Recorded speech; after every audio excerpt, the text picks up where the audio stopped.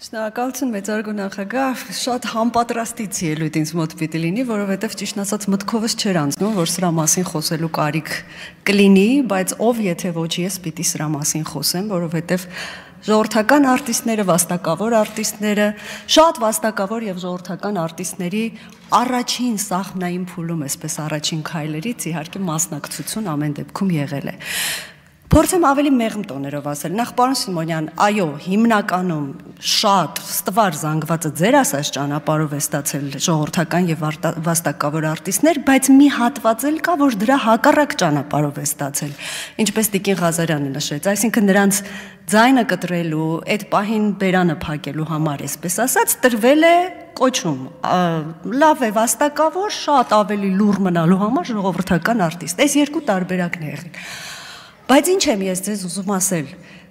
սիրելի գործընկերներ, արվեստը ընդհանրապես չի սիրում սահմաններ եւ կաղապարներ։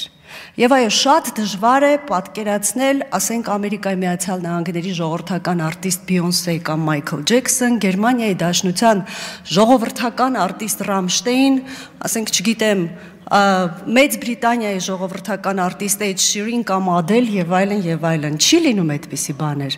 Կինոյի ասպարեզում կա Օսկար, Ոսկե Գլոբուս, նույնիսկ Ոսկե Ազնվամորի եւ տարբեր տեսակի մրցանակներ են հանձնում։ Երաժշտության ասպարեզում կա Գրեմի մրցանակաբաշխություն, որը համահունչ է մեր պատկերացրած ժողովրդական արտիստին, բայց ձեր նշած անունները, որոնք Հայաստանի Հանրապետության ժողովրդական արտիստ են, արդյոք նրանք համաշխարհային արվեստի եւ մշակույթի մեջ իրենց դերը ունեն։ Այս մասին եմ առաջարկում մտածել։ Եվ արդյոք շատ դեպքերում հենց ժողովրդական արտիստ կամ վաստակավոր արտիստ կոչումը չէ, որ նրանց խանգարել է եւ սահմանափակել է համաշխարհային մշակույթի մեջ իրենց դերը ունենալով։ Առաջարկում եմ մտածել այդ մասին, այստեղ մի հատ բան կա, որ ինձ դուր չի գալիս։